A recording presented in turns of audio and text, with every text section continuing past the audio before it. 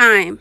We all get the same 24 hours in a day, yet it seems like some people have more control over where that time goes and flows.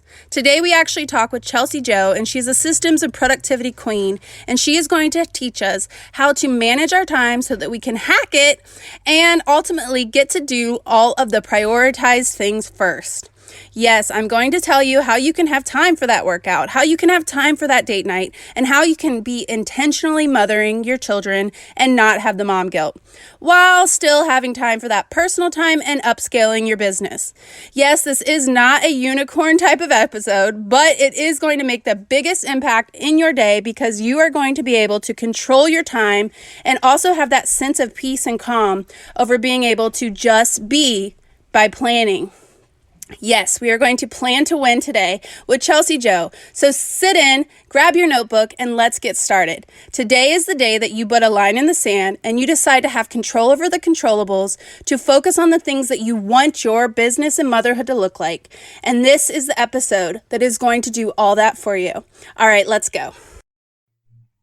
Welcome back to the show. Today we have Chelsi Jo, and she is a podcaster and a mama of two, and she just is the organization queen. She actually helps work from home moms to reduce overwhelm and find more time so that they can successfully manage their home and business. She is a course creator, and she is just all things organization and productivity, and I just want to be you when I grow up, Chelsi. Welcome to the show. Thank you for having me. So I got the pleasure of being able to do your course, and I think that it's just an awesome course. But could you just tell us a little bit about yourself first and how you got to be, because I will say this, like we use kind of these excuses, and it was almost like you took the excuse away from me when I saw you had a little baby. Because I use my baby, like if I had to think of like the limiting belief that I have, that like, oh, I can't be that organized because I have a 1.5-year-old, or I can't be that with, you know what I mean? Like I use her as an excuse totally. And it's not true. Like I'm letting that be just an excuse. So yeah, maybe you can shed some light on how you got here and the different, like, I know you've had multiple businesses and clearly children are in the mix of all this, yet you are able to be productive and have this air of calm that I just want. So that is such a compliment. I think maybe my husband would wonder what portion of me you're talking about, because he sees the moments where I'm not so calm, which I do have, but I try and keep that calmness about me as often as possible. I think people say that that's like the number one skill that you can have is calm, is being calm. So yeah, I thank you for the introduction, and just a little bit more about myself. I am a mom to two. My husband and I have been married for 4 years. We have a 3 and an 8-year-old, which if you do the math there, I was a single mom before I met Blaine, and I have had a couple businesses. I also have a career. I've been a sign language interpreter for 15 years. I went straight from high school to college, got my degree, and started my career. And I, somewhere along the way, decided that I wanted to start a business. So my mom and I started a business, and it was an event-based business. We did event and floral design, and I had a brand new newborn baby at the time when I started that business. And I was in a very negative and cyclical relationship that I used the business as my outlet, a space for creativity, a space to help me know that I had worth and that I had value, because I didn't feel that in my home at the time. And I then shortly after realized that all of those ideas that I was thinking about myself were completely inaccurate. And I left that situation and got my feet underneath me. Really did a lot of self-work, internal work while doing my career and being a single mom. I leaned a lot on my community, my best friends, and my mom and my family at the time. And then I met Blaine, and we fell in love rather quickly and got married and had another baby. And during that transition, I realized that I was rather skilled at organizing a lot of things that were happening simultaneously. And I also realized that this event-based business was drawing me out of the home a lot, and I decided to shift gears and really follow my heart, which was to take my gifting and my passion for organizing time and tasks and being intentional in my marriage and with my children, and give that to other moms. And that's how ChelsiJo.co was born. And I'm just thinking about you and how you talked about this excuse that you have for having a little one. And I totally hear that. I see a lot of moms do that. And that is the real reason why I started ChelsiJo.co, because I want moms to just stop and think about how much time they have and what they're doing with their time, and realize that with some pre-planning and some intentional thought processes, some systems, which is what I focus on, that there's plenty enough time. There's enough time, there's enough love, there's enough energy. And that's what I'm here to share today. I think you said a lot of important things, but I will say that the part that stood out, well, one of them was that you had to have this discovery piece. And I think a lot of people want to skip that. They want to get to the monetization of something, or like the fun part, or the like, they skip that work. Like there's some work in there that you did that got you to the focus, and then ultimately being someone that can create something for others. So like that discovery piece of finding out, one, that you're worthy of it, and that even me with the excuses, that finding out that that's really just a limiting belief. So it's kind of squashing a lot of that, which I think is really great. I know that there is, which my episode that aired last week was on cyclical mapping. And I know that it was, you know how I just talked about this too, like where you see something and then you just keep seeing it because you've like become aware of it, or you've like upped your, I guess it's awareness, but your exposure, it's almost like maybe you're looking out for it. I don't know. But I felt like I kept seeing that come up, and it's like, okay, so I need to discover more about that, and like how that can work into like really give you permission to be yourself and to focus on yourself. If you guys haven't checked out that episode, definitely go back. I believe it's episode 34. Check that out. But I also think that there is this idea that we identify, because you talked a lot about identity, that we identify as someone who's not focused, or that we can't be this mom who's productive.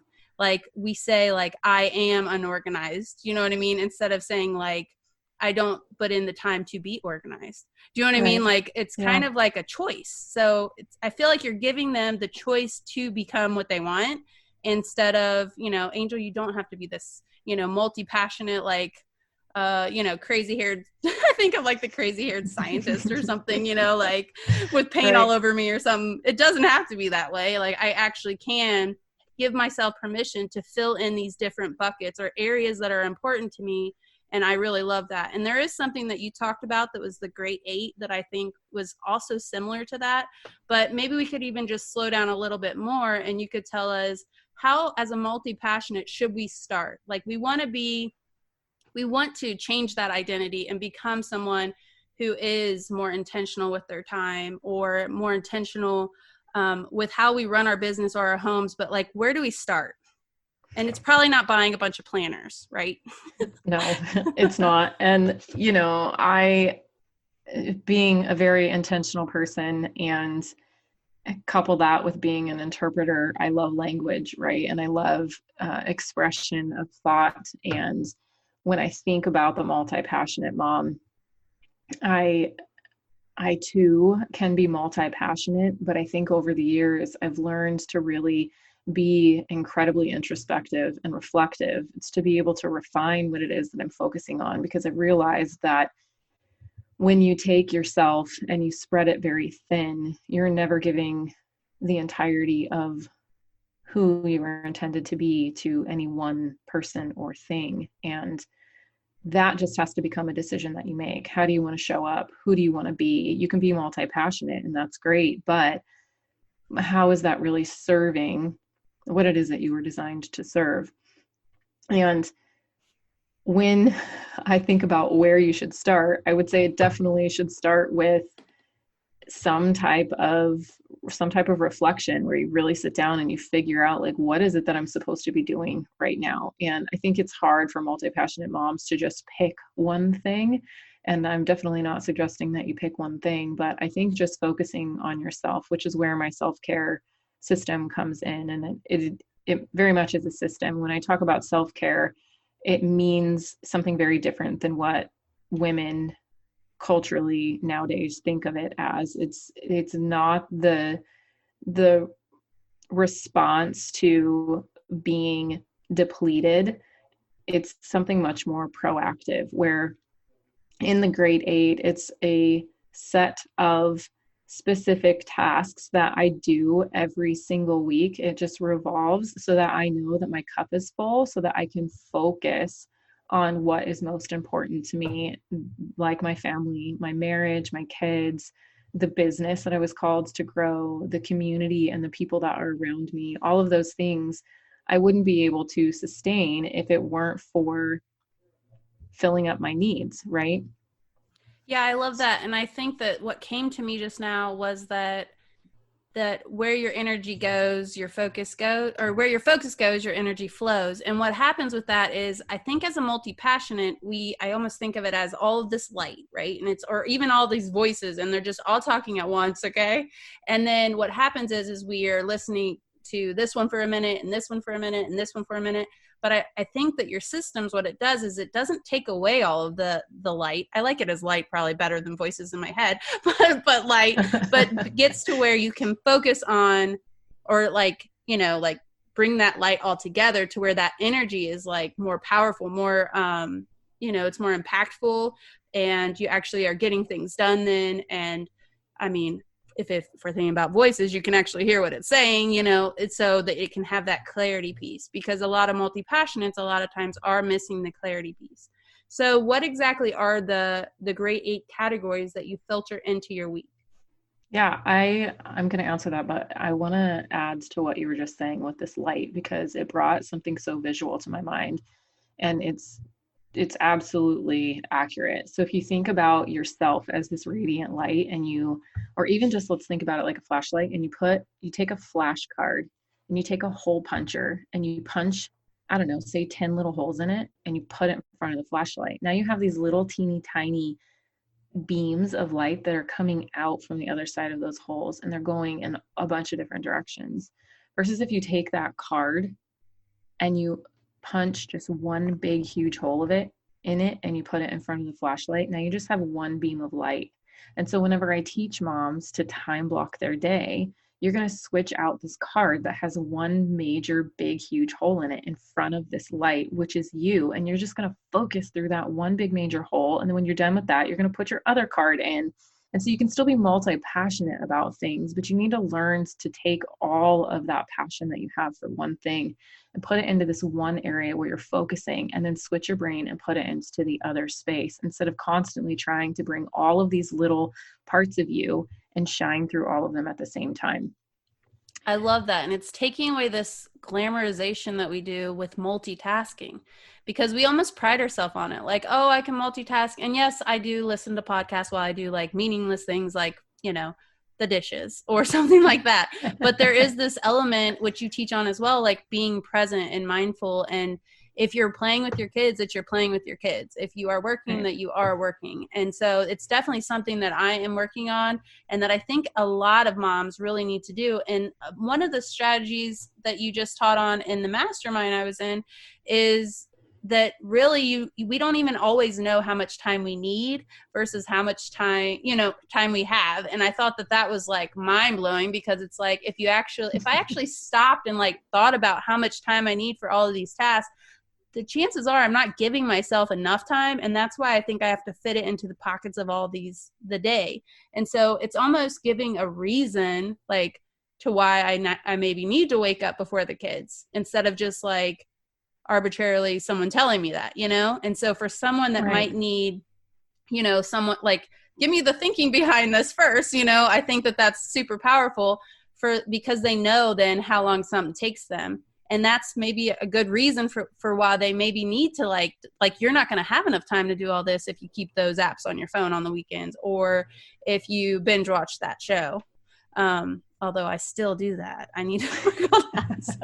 Hey, but, I have a good reality flick now and then too, but hey, my choices are well, very now we intentional. can put it in the buckets, right? We can put it into the grade 8. So yeah. So to answer your question about the Great Eight, which Yeah. again is my self-care system, and it's so that your self-care, taking care of yourself, is sustainable and it's not something that is reactionary, it's proactive. So I want to make that very, very clear.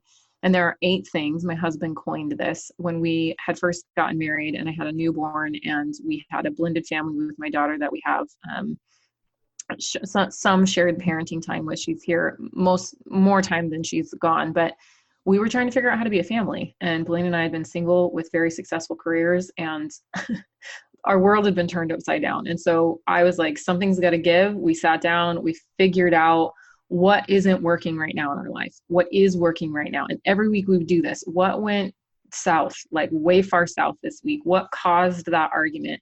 What caused that meltdown? What caused you to go inward and not want to talk for 5 hours? You know, like what were these issues that we were having? Why did I snap at the kids? What came before that? What made that a problem? Okay, now let's look at this day where everything was amazing and I felt happy and you felt comfortable and just all these different things. And we came up with the Great Eight. These are the things that we do every single week. And we know that if we do them every single week, we minimize almost to like nil all of the issues that we were having in our marriage and in our parenting. So one of them is date night. We have a date night with each other every single week, and that does not have to be grandiose. It just simply means that we're prioritizing very intentional time with one another. Then we have a block every week of 2 hours of cleaning our house. So that's the only time that we clean our house, and you would be amazed at how much you can get done in 2 hours. Then we have another one that is personal time. So he gets time by himself alone and I get time by myself alone. And because we've mapped out all of our tasks that we have to complete in our business, we know how much time that needs to be and we get that on the calendar. Then we also have physical exercise. It used to be the gym, but I'm currently working out from home. There is a meal prep task on here, and that includes planning our meals, going to the grocery store, and prepping the food for the week. And that happens on Saturdays most of the time.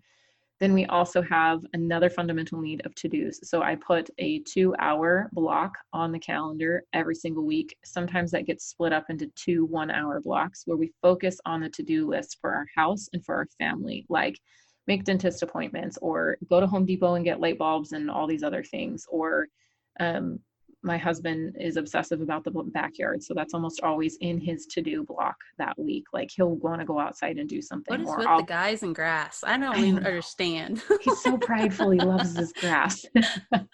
It happens here too. They're all about the grass, and I don't understand. But so that, and then we have a family fun. So we block out a specific, either it's on the weekend or maybe it's one evening where we're just unplugged from our phones and we spend time together as a family. And then the last one is our Sunday sit down, which is where Blaine and I go over our calendar for the week and we plan out what we're doing in our business and we plan out what we're doing in our home. He has a business himself too.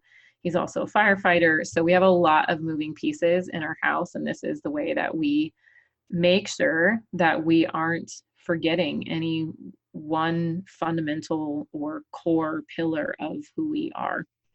Well, and I think one thing that's really important is that if you don't have these time blocked, which I'd love for you to talk to us about when you do that and how to go about it. But what happens is that you don't know when something's happening. So then you will end up trying to do everything at once. I feel like that's when you multitask. I almost think back to when I was in college.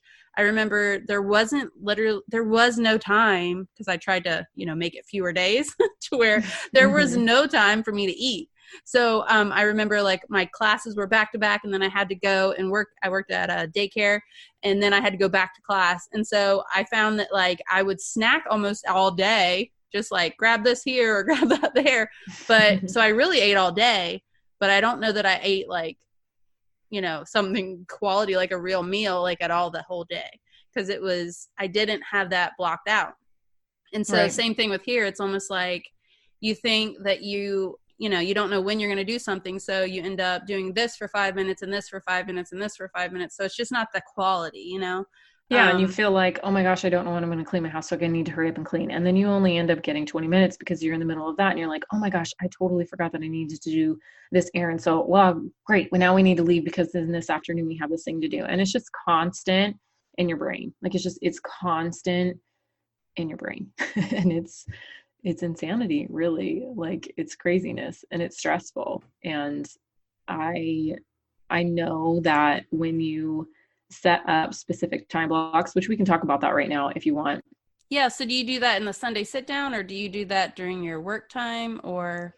So what I always recommend for people that are just starting out is just a 5 block system for your entire week. This works for most people, although everybody's lives are different, right? And so that's what I work with moms in private coaching, is to help them really sit down and dial in what their blocks are going to be like throughout the day. But the general one that you can start with is an AM block, and that is where you do your morning routine. That's before your kids get up. So sorry, I said your AM. It's your morning routine block. Then it's your AM block when your kids are awake, and that is when you are focusing on them and you're not doing any work in that time. Then in the middle of the day, your midday block, that's when you would have your kids in independent play, or they're napping, depending on how old they are. They're doing something independently. Then you have your PM block, which again, this is when you're focused on dinner, some family time, baths, getting them in their bedroom, having some quality time with them, reading a book, whatever that kind of bedtime routine is for your family. And then you move into your last block of your day, which is your nighttime routine block. So again, you have your morning routine, your AM block, your midday block, your PM block, and your nighttime routine block. And 3 out of 5 of those blocks is alone time for you. And 2 of those blocks is with children. So I take my every single Sunday, that's pretty much what my day looks.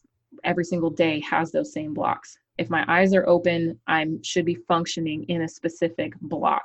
Okay. And on Sunday, we sit down and we say, okay, where is date night going to go this week? For some of you, you might always be able to do date night on Wednesday night. That's awesome for you guys. For us, we can't because Blaine's on a rotation. One week he works Tuesday, Thursday, Saturday. The next week he might work Saturday, Monday, Wednesday, right? He's always on a rotation. So we're constantly having to look at our calendar and figure out, well, when's date night this week? When should we do our to-dos this week? Because I'm coaching on Thursday and you have a meeting on Wednesday and you're working on Friday. So that's what we do on Sunday. We sit down and we figure out where our grade 8 is going to live for the week. And then we also figure out when we're going to fit in our personal time. So just to slow down, the when is in the planner, which I did just go buy me a planner. I know I was just complaining about that. I have all kinds that I've started, but I'm going to finish this one. I'm going to go in your Facebook community and I'll show you a picture whenever it comes, because I realized I didn't have one that had the vertical layout. And so really you just want to get you a planner that has the vertical layout, do the pre-work, because buying the planners are fun. So we'll want to do that, but then we won't do the pre-work, which is, putting in this grade 8, having a brain dump of what you need to do, kind of going back to that, finding out how much time you need to have.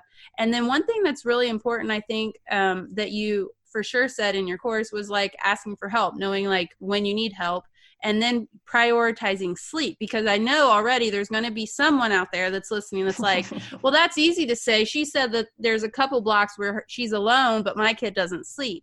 And so it's almost like going back to basics, and it's almost proof of like, these are the reasons why you need to, prioritize sleep and figure that part out. Yeah, we prioritize sleep like it's the number one thing. It's the number one thing for my kids to be able to thrive. It's the number one thing for me to be able to thrive. And I can have so many people, actually one of my best friends swears that not all kids are good sleepers. Well, I actually took a course and I got coaching from a sleep training expert, and I learned very differently. I taught my second kid sleep skills because I didn't do that with my first one, and it was a bloody nightmare. And I was trying to run a business at the same time, and I was a wreck. I was a walking zombie. And I just knew that if I was going to be successful at business and my marriage, that I needed to be able to count on consistent sleep for not only me, but for my daughter. And since I did it from the get-go, we didn't ever have any of those typical bouts crying that people associate with sleep training. So, we've just, the sleeping ebbs and flows, right? Everybody has days when they don't sleep as much, and sometimes our kids don't sleep as much, and that's to be expected. That's totally fine. But we're talking about just the general, how you have your schedule set up. And yeah, we all, my husband and I, sleep 8 hours a night, 8 to 9 hours every single night. We get to bed super, super early. We don't mess around. It's like lights out. Our kids know we don't mess around, and they don't care, because we spend intentional time with them, and we're up super early. And yeah, sleep is important. But as far as the planner is concerned, the planner is where I always tell moms, all you're going to do in your planner is you're going to establish your blocks. That's all your planner is for. You can write a few things in your blocks, but until you've gotten to a point where you are functioning from the time your eyes are open until the time your eyes are closed, like I could tell you right now, at any point in any day, what block I'm in. It's how I live my life now. And I know what I'm supposed to be doing in that block. Now, when I'm supposed to be somewhere, the time that I'm supposed to show up, and all those details, that goes in my Google Calendar, and that is shared with my husband. He knows where I'm at every second of every day, even though he's gone 60 plus hours a week. And that allows him to be able to support me when he's working. It allows him to be able to say, oh, hey, I know that you had to pick up Bay from school today. How'd that go? Or you had this appointment today, or you had this event today. How'd that go? Or just different things like that. He's clued into what's happening at home whenever he's not here. So definitely I use the planner to be able to help me move through my blocks, but all the details of where I'm supposed to be, like the specific time of them, that all goes in my Google Calendar. And I think that's really important too, because I know a lot of people are like, well, I can't have the planner, and this is me too, because I need like an alarm to yell at me. And the thing is, when I pick up my phone, that's whenever I end up going into the apps and just going down a rabbit hole. But I love this idea of seeing almost like, here's basically what I'm doing, and then switching it over to the times and everything like that being in the digital, so that you can still get it to yell at you. So, you don't miss meetings and that sort of thing, which I really think that's genius. Another thing that you do that I think is really important for these times is that, one, we have to stick to them, because one time what I notice that I do is I will get hyper focused on something, and I'm like so into it that I would, like, this could be anything. It could be a book. It could be a new series on Netflix. It could be me doing a project, or even working on like a freebie or some sort of thing, and I'll stay up super late, so I'm missing out on the sleep, but then I'm also like, I'm neglecting the other things, you know what I mean? So it's getting out of whack. And you use timers, so that's probably a critical part. I feel like I'm not doing either. So I just wanted to throw that out there in case anyone else is finding that their personal time is going longer, or their whatever those blocks are, that you, I guess, honor them, which you can have some flexibility, but I'm thinking that's a big part of knowing what's coming next, even for your kids. Yeah, I think that it just comes all back down to your time blocks throughout the day. So I know that if I stay up late working on something, then I'm not going to get up in the morning. And so then tomorrow when I get up, I've just completely slept through my entire first block. And that first block is not something I want to get rid of. So I have a hard decision to make right now. I know what happens in my life when I get up and I do my morning routine. I know what happens when I don't. And so it's like, is it worth it for me to stay up really, really, really late? And sometimes the answer is yes, but most of the time the answer is no. I also know that if I don't honor that AM block where I'm with my kids and I'm filling up their love tanks, I'm giving them emotional and physical connection, and I'm feeding them whole, healthy foods, and I'm taking the time to really pour into my kids, that my midday block is going to be a hot mess. They're going to be in and out of my workspace. They're not going to sleep well. They're going to be bored. They're going to want my attention. And I'm going to end up either A, throwing sugar at them, or B, throwing technology at them. And then I feel like a crappy mom, and there goes the cycle. So it's just super important that you establish these time blocks and you revert back to them, because they are your framework. It's what supports you in the life that you're trying to live. Well, and it will eliminate, or maybe not eliminate, but it will take away a lot of the mom guilt. Like, you won't feel bad that you want to go have this personal time because you've built in the time with your husband and with your kids. And I know that someone's going to ask me probably. So let's go ahead. Was it taking care of babies for the sleep? It was, Because that's another thing I'm telling you. I will zone in on something and then I'll see it everywhere, because I don't know how I found her, because out of 4 kids, the only kid that has ever been sleep trained or not slept in my bed was Thea. And I mean, we had her in the bassinet in my room till 6 months, but then a year ago, I was like, we're going to do this, because I wasn't getting sleep. And I know that that's the base of it, because if I don't get sleep, then I eat bad. I don't want to work out. I don't want to, like, I'm cranky. Like, I feel bad if I Medusa mom on everybody. And I just feel like that is so important, because it is really important pillar of just health overall. So yeah, you guys can check out Taking Care of Babies on Instagram. She has great stories and highlights. I didn't actually do her course, but I did find all of her like tips and things on there, filling the tire tank and different things like that, which you kind of mentioned like on there, so that you can just take away that excuse even. So all right, Chelsi, I feel like you gave us so much to work on, tangible tips for us to get started, but where can we find you? I know you have a Facebook group, you have a podcast. Maybe you could tell us more about where exactly we can find out more of your awesomeness. Yeah, I have so many fun things going on right now, really, really exciting things. But the one place where you can get probably the most concrete, like tangible information for me is probably the podcast. So it's Systemize Your Life. And I also am really trying to make sure that moms are getting the follow through that they need from all that they learn from the podcast over in my free membership community, which I host on Facebook. And it too is called Systemize Your Life. So just look for that group on Facebook and you can find me there. I am, I've got a course out, and I have 1 hour coaching available. And I also have some other longer coaching programs for 6 and 12 weeks. And I currently have a wait list open for my upcoming course that is just amazing and awesome, which Angel, you got to be privy to inside of your private mastermind group with Steph Gass. So just lots going on, and I would love to connect more with your listeners. Thanks for having me today.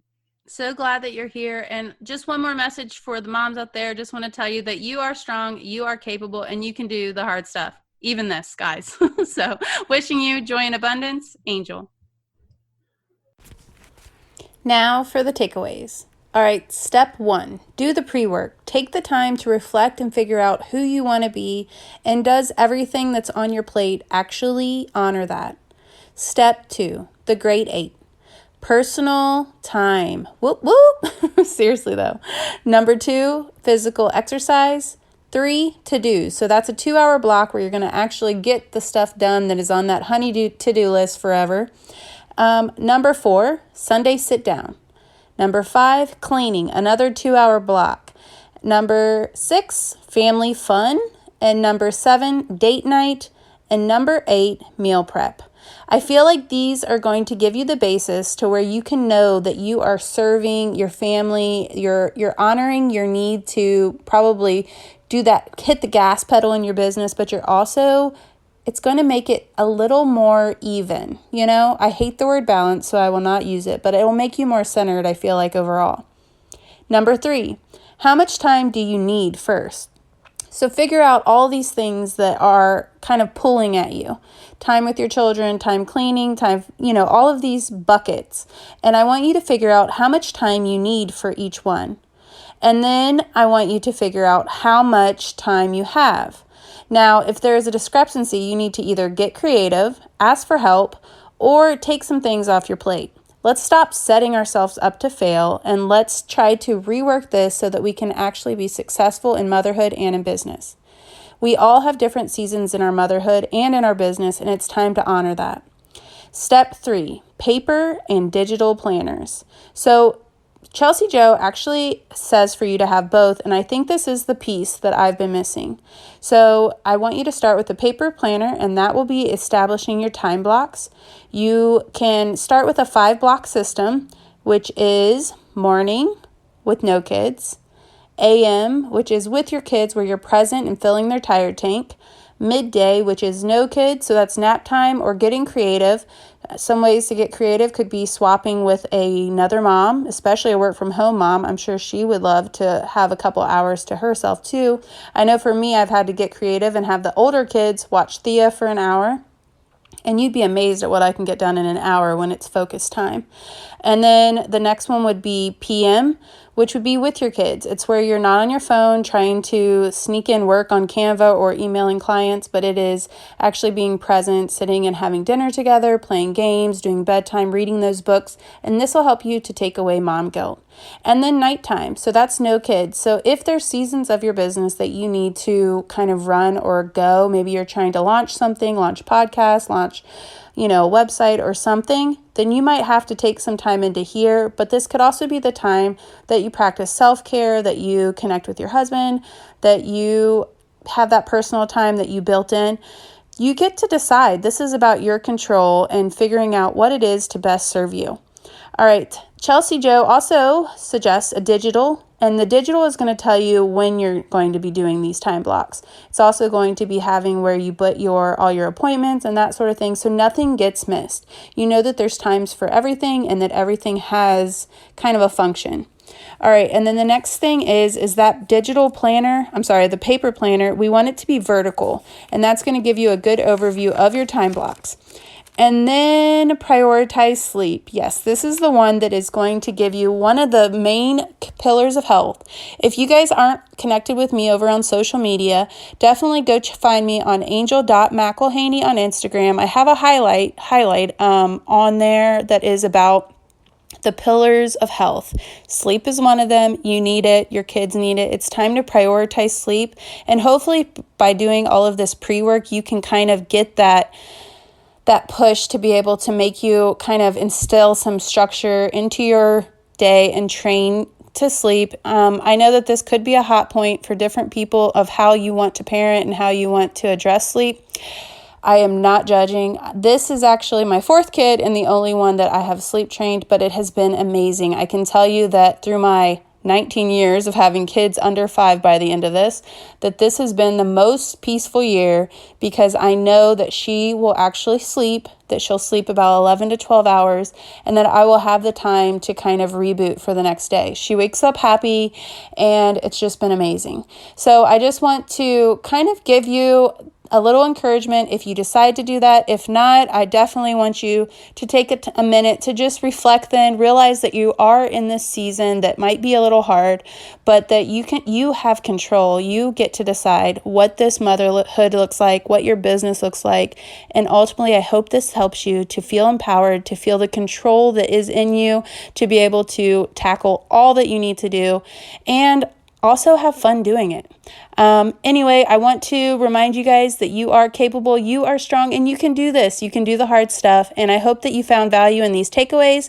If you did, take a screenshot of this episode, share it over in your stories on Instagram. Come find us over in the Facebook group, Multi-Passionate Mompreneur, and let's connect. I feel like motherhood and mompreneurship, especially where we're all in this, we are juggling all the things. You need people.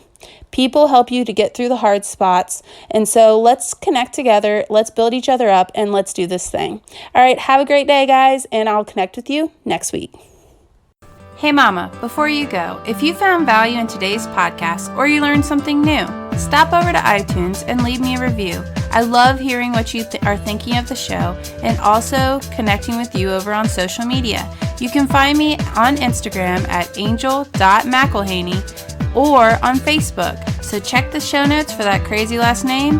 And until next time, I just want to remind you, you are capable, you are strong, and you can do the hard things. Wishing you joy and abundance, Angel.